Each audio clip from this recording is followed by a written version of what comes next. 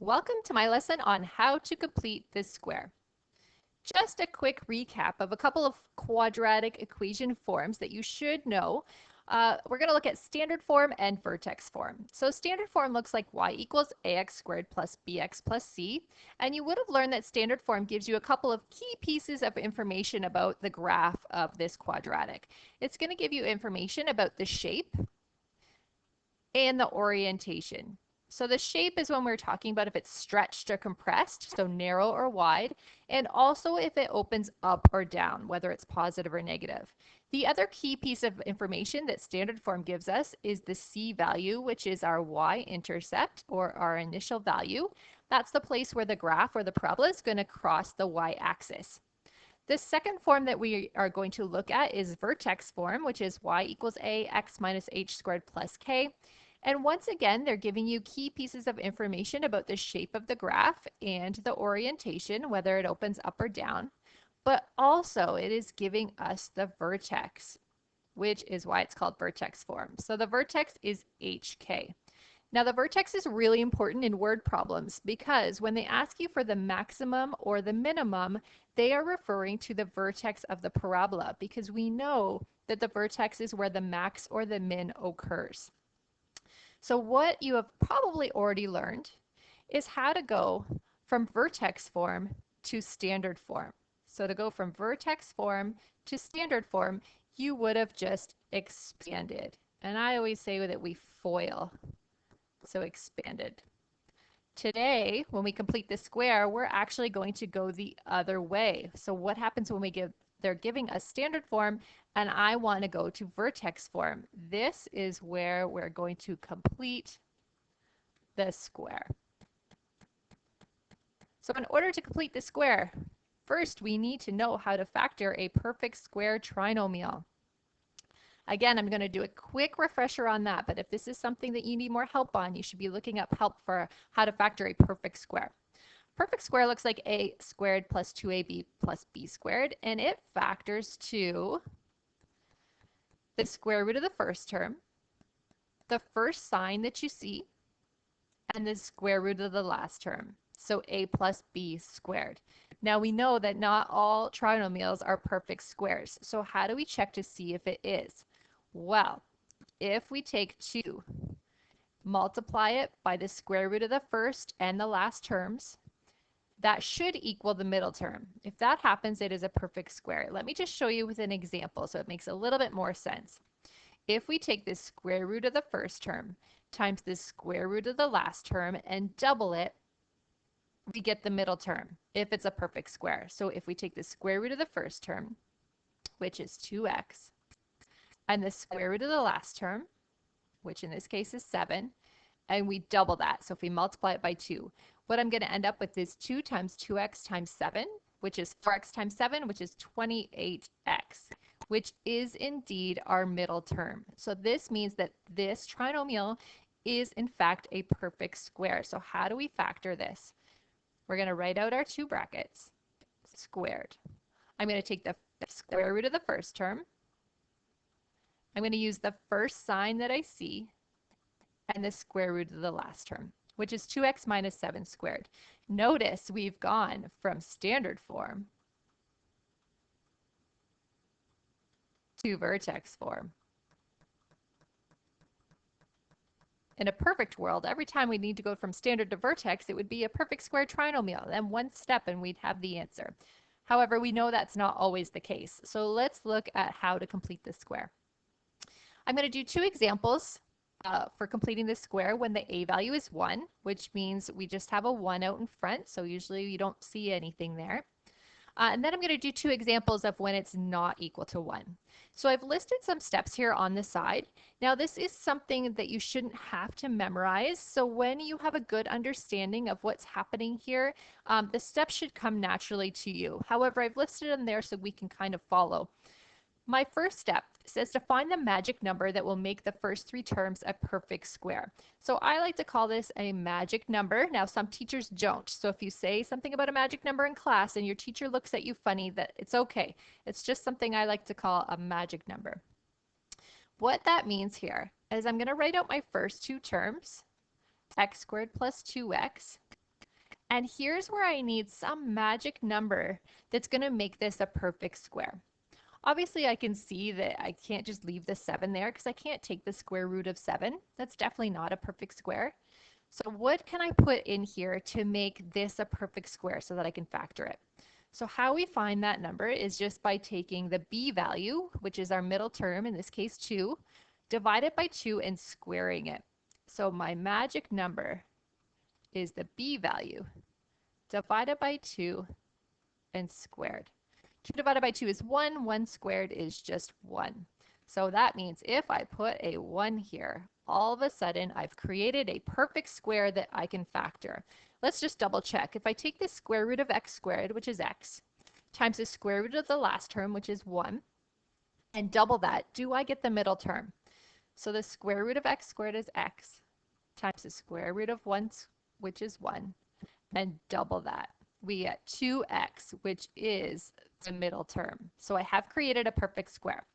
The problem is x squared plus 2x plus 1 is not the same parabola as x squared plus 2x plus 7. I can't just go around changing equations by making it a perfect square. So this is where part B comes into play. I have to add and subtract the magic number. So since I added 1, I have to subtract 1 as well. So now what I've actually done is added 0, because 1 subtract 1 is 0. I've added 0 to the equation, which is not changing it. I do need to keep that plus 7 on the end. It doesn't just disappear. So now my equation looks like x squared plus 2x plus 1 minus 1 plus 7. What I have here is my first 3 terms is a perfect square that I can factor. So part C is factoring the first 3 terms that form the perfect square. Don't forget, when we factor this, we have our brackets squared. You're going to take the square root of the first term, the first sign that I see, which in this case is a plus, and the square root of that third term. So square root of 1 is just 1. And now I have negative 1 plus 7 on the end. That doesn't disappear. A lot of people forget about that. That doesn't disappear. Our last step then is to simplify if needed, which obviously we do need to simplify that ending here. So we're going to end up with x plus 1 squared. Negative 1 plus 7 is plus 6. So here is vertex form. We went from standard form to vertex form by completing the square. Now it's really easy to pick out our vertex. So our vertex would be negative 1, positive 6. Let's look at another example. Example 2. Now I have y equals x squared minus 14x plus 50. Again, this is not a perfect square because I can't take the square root of 50. So there is an a value of 1, which means I'm going to follow the steps that are listed on the right here. My first step is to write out the first 2 terms and find the magic number that's going to make this a perfect square trinomial. So don't forget, my magic number is the b value. The b value divided by 2 squared. Now, even though my b value is a negative, don't forget when you square something, it always ends up being a positive. Like when you square a negative, it always ends up being a positive. So negative 14 divided by 2 is negative 7, but negative 7 times negative 7 is positive 49. So this is going to equal 49, which means my magic number here is 49. That makes my perfect square.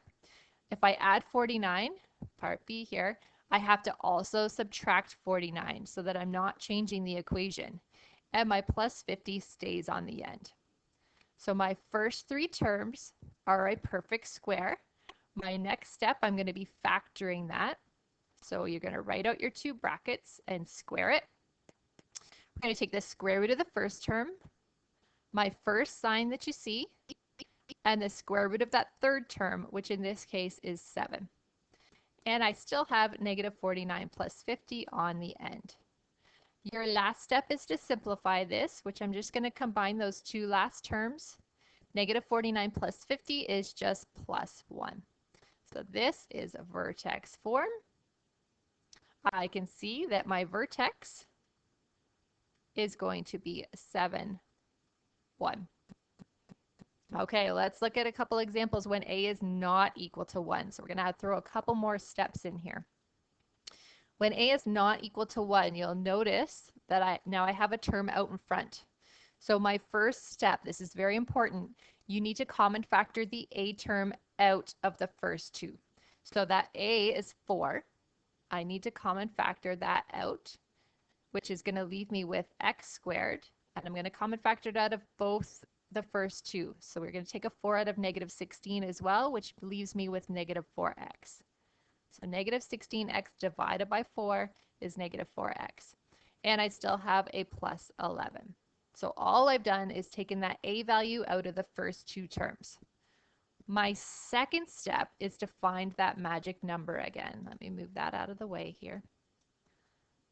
Okay, so when you find this, you're going to be using the b value that's inside the brackets. So I have x squared minus 4x in my bracket. That's what I'm going to be making my perfect square with. So my magic number this time is negative 4 divided by 2 squared. Negative 4 divided by 2 is negative 2. Negative 2 squared is positive 4. When we write this, watch carefully. X squared minus 4x. Here's where I'm going to write my plus 4 to create my perfect square. I also need to subtract 4. So I add and subtract 4 inside those brackets. So keep that inside the brackets. Don't forget our plus 11 on the end. Now, next step. What we've done is we've created a perfect square with my first 3 terms. My first 3 terms are my perfect square. So just watch your brackets here. When I factor this, I'm going to take the square root of the first term, the first sign that I see, and the square root of my third term. Now all of that's in my bracket squared. I still have this negative 4, but it's in the bracket outside of this 4. So this 4 needs to be multiplied by the negative 4 before I can remove those brackets. Plus 11. Part E, I need to distribute this 4 out front to the x minus 2 squared, also to the negative 4. So when I distribute that 4 to the x minus 2 squared, all I'm going to do is write it out front. I also need to distribute the 4 multiplied by the negative 4 in order to remove that bracket. So 4 times negative 4 is negative 16. So that's a really important step. When you take that negative 4 out of the brackets, we need to make sure we multiply it by the positive 4 that's out front. And my last step is to simplify those last two terms. So we have 4x minus 2 squared, negative 16 plus 11 is negative 5. My vertex then is 2, negative 5. I'm going to look at another one where the a value does not factor nicely out of the first two terms. So sometimes we do end up getting decimals, and with word problems that really makes sense because not all word problems end up with whole numbers or the numbers for time or height. They don't always end up as whole numbers. So let's try this one. I'm going to common factor the a value out of the first two terms. So I'm going to take this 3 out. But you see the problem here. When I take my 10 and divide it by 3, I don't get a nice number, do I? We got 3.33. I'm going to round here. So we're going to use 3.33. I'm going to find my magic number. So I'm going to take this 3.33, divide it by 2 and square it. So let's just use my calculator here.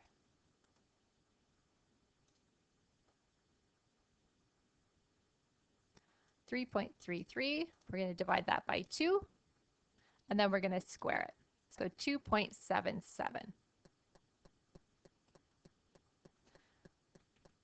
Going to add 2.77. Then I'm going to go ahead and subtract it so that I'm not changing my equation. All that's done inside the bracket, and I still have my plus 8 on the end. Next step, I've created a perfect square trinomial. Even though there's decimals in there, this is still a perfect square. So we're going to write my 3 out. We're going to factor this. So we're going to take the square root of the first term, the first sign that I see, and the square root of the last term. Now the square root of the last term, again, I need my calculator here. I keep getting rid of it. is the square root of 2.77. So I'm going to take 2.77 and I'm going to square root that, which gives me 1.66. So inside my bracket is 1.66.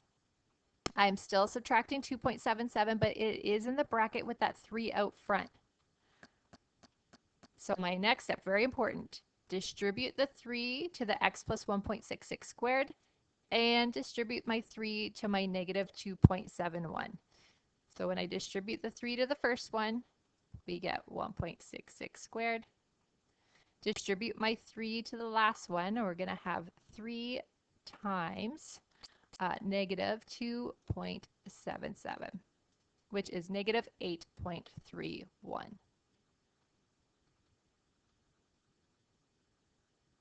And my very last step, I'm going to combine these two last terms, which is going to give me negative 0.31. So your vertex in this case is negative 1.66, negative 0.31. Thanks for watching. Please make sure you rewatch if you're having any difficulties.